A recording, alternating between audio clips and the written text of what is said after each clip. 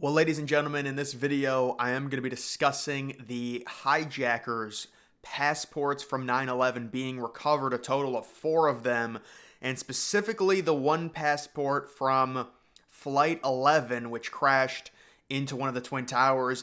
That one in specific is very crazy. The fact that it got recovered, a lot of people saying it's ridiculous. How is that possible that a passport from one of the hijackers is able to survive and just land somewhere on the ground and somebody picks it up before the buildings collapse?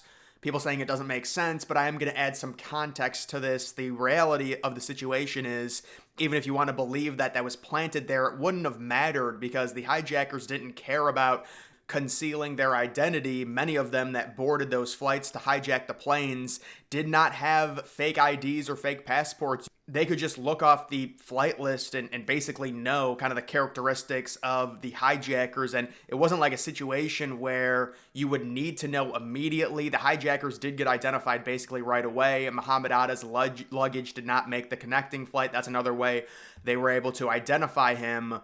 But according to the National Commission in 2004 discussing American Airlines Flight 11, the passport was picked up and given to an NYPD detective shortly before the towers collapsed. And obviously that does sound ridiculous. You know, there were so many different papers fluttering through the air. Well, you know what? The first thing I'm going to discuss, and I'll address it head on, people thinking like it's so ridiculous. How could a passport, obviously kind of in the luggage, so it'd be in the lower section of the plane, how is it possible a passport could survive? You'd think everything would get pulverized.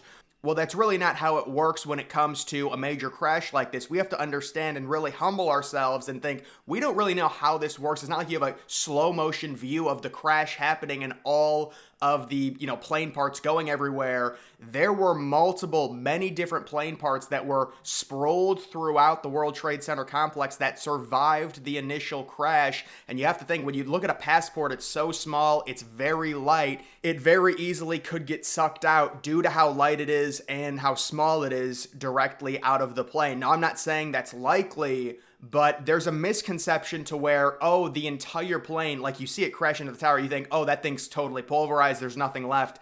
It's just not true. And I know it's hard to believe, and it's hard for me to believe too, but you have to understand there were pieces of that plane that crashed directly into that tower at 500 miles per hour that were still intact. There were windows that were intact. There was an engine that was warped, but it was still intact. So it's not like, oh my God, everything got destroyed from the plane and was unrecognizable except for this passport. That's also context that people really don't understand. They think everything got pulverized, but they just threw a passport on the ground, burned it a little bit, and then said, whoop-de-doo, we got one of the hijackers' identities. Now we can solve the entire case. And again, I'm not saying it isn't weird. It's very strange that would happen within a short time frame, because obviously, that passport could have been down there. The second one of the towers collapses, you're not recovering it. That's just the reality. So within a short amount of time, somebody just randomly picked it up and gave it to a detective. It is very odd, but I do also have to stress when we put this into context, it doesn't matter. They were not trying to hide their identities. They did not go into these planes under aliases. They would have been found out one way or another within a matter of days. So the idea to where, if you do think it's this crazy conspiracy, the idea that they would plant a passport like that and make it so ridiculous, like, come on, you're really going to find a passport ejected out of an airplane or sucked out of an airplane, whatever you want to call it, and it burns a little, but you can still see who's the identity. It just seems too good to be true. And even if they were, planning this or whatever to plant a passport, you would think they would want to go at it maybe a different route, or even, what is the purpose of exposing yourself if this is, a massive conspiracy and they wanted to?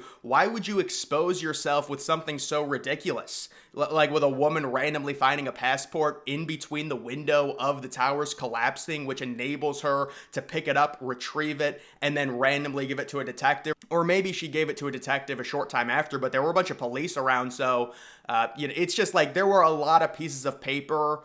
So the story is very strange, but the context to it is not every single thing within those planes was pulverized. I know it's impossible to believe when you watch the videos, but that's just what happened.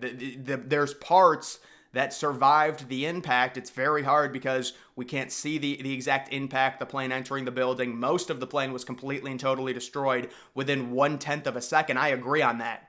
But there were pieces that made it out. There were actual windows to where you could still see the plane window, the exact shape of it, lying within the World Trade Center complex. There was the landing gear on top of roofs within the complex as well, it was reported.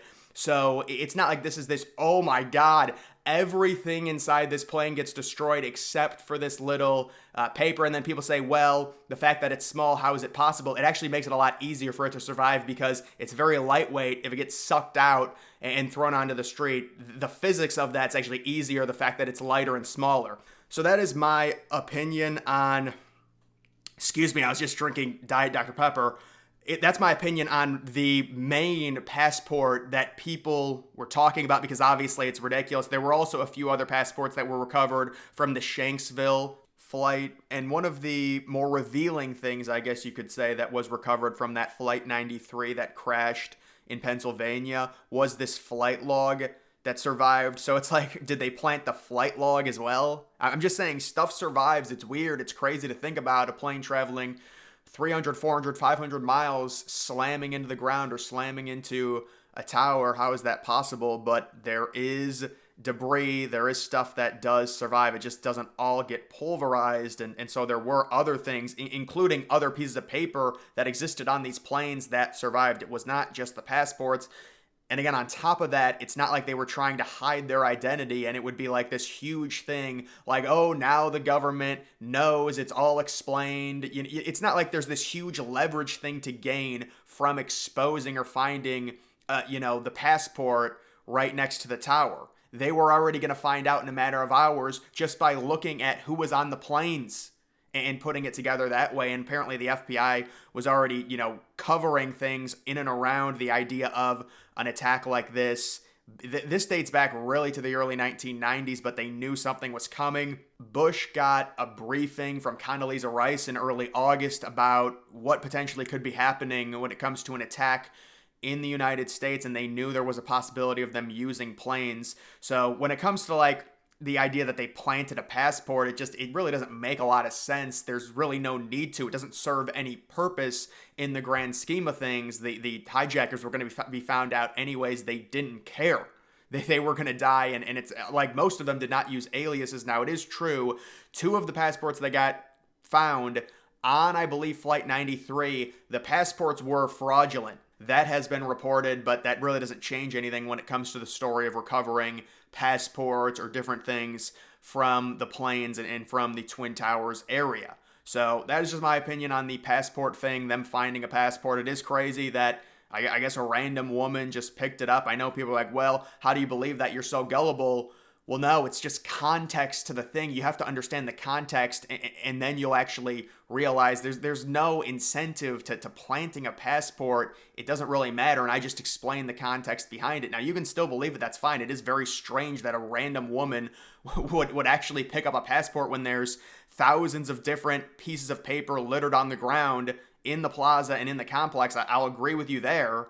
But I'm just going by the context of the situation, and I think where a lot of people get this wrong is they think the premise of finding paper from a plane that crashed 500 miles per hour into a building is impossible. It's not impossible. There were other pieces of paper that were found as well, including that flight log on the Shanksville flight. The premise they think is impossible, but it's not impossible. There are things that survive these crashes. It's just the way it works.